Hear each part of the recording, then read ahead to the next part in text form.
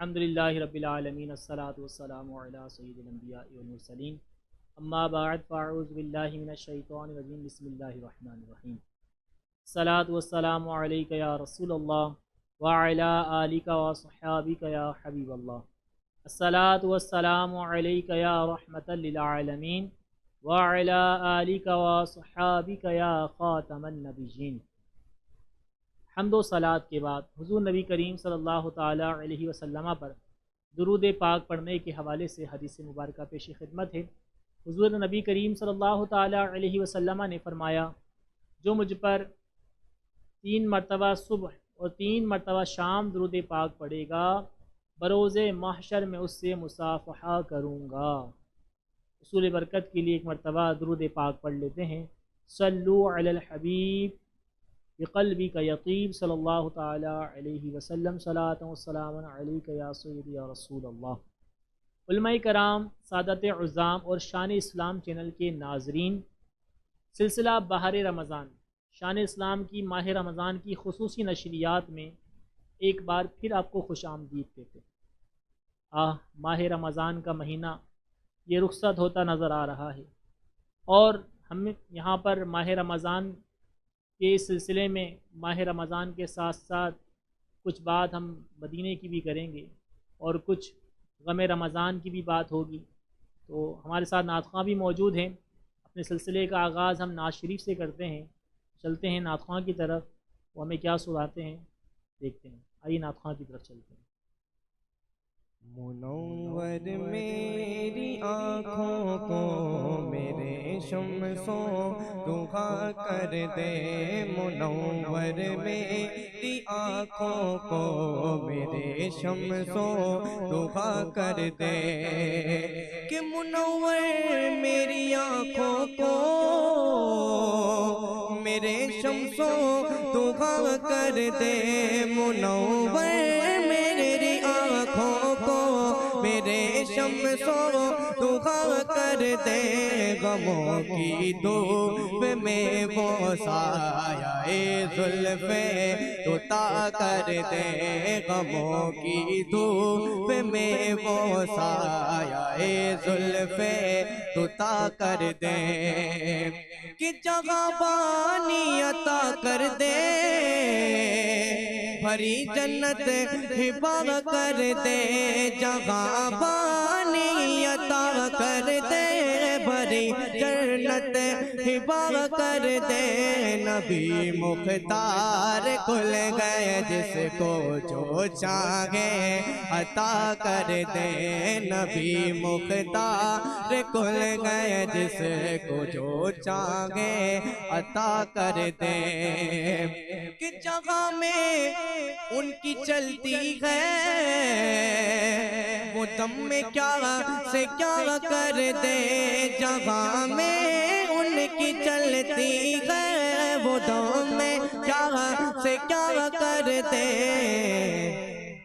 زمین کو آسماں کر دے، زمین کو آسماں کر دے، سوریا کو سرا کر دے، منور میری آنکھوں کو میرے شمسوں دعا کر دے، منور میری آنکھوں کو میرے شمسوں دعا کر دے، اور نبی سے جو ہو بیگانہ اسے دل سے جدا کر دے، نبی سے ہو جو بیگانہ اسے دل سے جدا کر دے، پدر مادر پدر مادر برادر جان و مال ان پر فدا کر دے، پدر مادر برادر جان و مال ان پر فدا کر دے، منور میری آنکھوں کو میرے شمسوں دعا کر دے، کہ کسی کو وہ ہنساتے ہیں، کہ کسی کو وہ रुलाते हैं, किसी को वो हंसाते हैं, किसी को वो रुलाते हैं, वो यूं ही आज़माते हैं, वो यूं ही आज़माते हैं, वो अब तो फैसला कर दे मुनव्वर मेरी आँखों को, मेरे शम्सो दुआ कर दे मुनव्वर मेरी आँखों को, मेरे शम्सो दुआ कर दे। कि तमन्ना है दिले अशरफ, बस इतनी है सरे महशर, तमन्ना है दिले अशरफ, बस इतनी है सरे कौसर, अरे जवा का जाम कौसर दे, जवा का जाम कौसर दे, लबे अक़दस लगा कर दे, जवा का जाम कौसर दे, लबे अक़दस लगा कर दे, मुनव्वर मेरी आँखों को, मेरे शम्सो दुआ कर दे। माशाअल्लाह सुबहानल्लाह, बहुत ही प्यारा कलाम पेश कर रहे थे और अल्लाह ताला इनकी आवाज़ में बरकतें अता फ़रमाएँ और इसी तरह ये इश्क़ रसूल में नाते सुनाते रहें और हमें तड़पाते रहें। बात करते हैं माह रमज़ान के जुदा होने की, और कुछ खुश नसीब तो ऐसे भी हैं कि जो माह रमज़ान में मदीने में हैं। सुबहानल्लाह, माह रमज़ान में जिन्हें मदीना नसीब हो जाए तो ऐसे आशिकों की तो मेराज हो जाती है। एक काश हम भी उन खुश नसीबों में कभी शामिल हो जाएं कि हर साल हमें आका मदीने बुलाएं, माह रमज़ान हो और माह रमज़ान के अंदर मदीना हो, तो क्या ही बात है। मस्जिद नबी की सहरी, मस्जिद नबी के अफ्तार, वो दिलकश मनाजिर, वो तरावी की गूंज और रातों में तहज्जुद की अज़ान, माशाअल्लाह ऐसी फिर पुरबहार यादें जो हैं देखना नसीब हो जाएं। हम माह रमज़ान से जुदा होने वाले हैं और माह रमज़ान का गम हमें सता रहा है, लेकिन जो आशिक अभी मदीने में हैं उनके लिए तो ख़ास तौर पर दोहरा गम है कि एक तो मदीने से जुदाई का और दूसरा जो है माह रमज़ान के जाने का। मदीना चीज़ ही ऐसी है, मदीना शहर ही ऐसा है कि उससे हर आशिक को मोहब्बत होती है, बल्कि आशिक तो आशिक और अशरफुल मखलूक़ात इंसान तो इंसान, बल्कि हैवान भी जो है वो मदीने के आशिक होते हैं, मदीने से उल्फत रखते हैं, मदीने से तड़प रखते हैं। बल्कि हैवानात तो दरकिनार, बल्कि जो नबातात होते हैं, जो बेजान होते हैं, वो भी मदीने से इश्क व उल्फत रखते हैं। सरकार की मोहब्बत में जो है वो रोते हैं, सरकार की मोहब्बत में तड़पते हैं। जी हाँ, ऐसे बेशुमार वाक़यात जो है वो किताबों में दर्ज किए गए हैं। किताब मदीनतुर रसूल बहुत ही यूँ कह लें कि प्यारी और इश्क भरी किताब है। इसमें आका सल्लल्लाहु ताला अलैहि वसल्लम के उश्शाक़ के वाक़यात और आपके शहर, आपके आसार के वाक़यात उसमें जो है दर्ज किए गए हैं। उसमें एक वाक़या यूँ है जो कि कुछ ज़्यादा पुराना नहीं बल्कि इसी दिहाई का है। इसमें दर्ज किया गया है कि एक शख्स रोज़ा रसूल पर हाज़िर हुआ और उसने वहाँ सलाम पेश किया। फिर कुछ वक्त जैसे हम ज़ायरीन गुजारते हैं, अल्लाह ताला आपको भी नसीब करें कि वो सहन मस्जिद में बैठकर जो है वो इफ्तार भी करते हैं, सहन मस्जिद में बैठकर वो आराम भी करते हैं, सहन मस्जिद में बैठकर वो गुफ्तगू भी करते हैं, किसी की दावत भी कर देते हैं। तो कहते हैं कि मैं इसी तरह रोज़मर्रा के मामूल में मैं वहाँ सहन मस्जिद में बैठकर मैं कुछ खा रहा था। तो मैंने देखा कि एक बिल्ली वहाँ से गुजरी, बड़ी ही शानदार और ख़ूबसूरत बिल्ली थी। तो मैंने उसे रोटी का एक टुकड़ा पेश किया। बिल्ली करीब आई, उसने कबूल की और वो रोटी खाकर चली गई। दूसरे दिन उसी मकाम पर बैठकर मैं दोबारा कुछ खा रहा था। बिल्ली ने दोबारा मेरी तरफ तवज्जो की, मैंने उसे दोबारा कुछ खाने के लिए दिया, उसने कबूल किया और वो खाकर चली गई। न जाने उस बिल्ली से मुझे क्या ऐसी उल्फत सी हो गई थी कि मैं उस जगह पे जाकर बैठ जाता रोज़ाना और बिल्ली के आने का इंतज़ार करता। बिल्ली आती, मैं उसे कुछ खाने के लिए देता और फिर जो है वो खा के चले जाती। मेरे जहन में ख़्याल आया कि मैं इस बिल्ली को क्यों ना अपने साथ पाकिस्तान ले जाऊँ, और इसके लिए मैंने वहाँ के मुताल्लिका हुक्काम से रब्ता किया, कोशिशें की, और फिर मैं इस बात में कामयाब हो गया और मुझे इजाज़त मिल गई कि मैं बिल्ली को अपने साथ पाकिस्तान लेके जा सकता हूँ। उसकी मैंने तैयारियां भी शुरू कर दी। उसके लिए एक बेहतरीन और उम्दा किस्म का मैंने पिंजरा बनवाया। تاکہ جہاز میں لے جانے میں اس کے لیے کوئی دشواری کا باعث نہ بنے۔ اور پھر جب حاضری کا میرا آخری وقت آیا، رخصت کا میرا آخری وقت آیا، جب مجھے آخری حاضری روزہ رسول پہ دینی تھی، تو میں جو ہے وہاں پر حاضر ہوا اور میں نے آخری سلام پیش کیا۔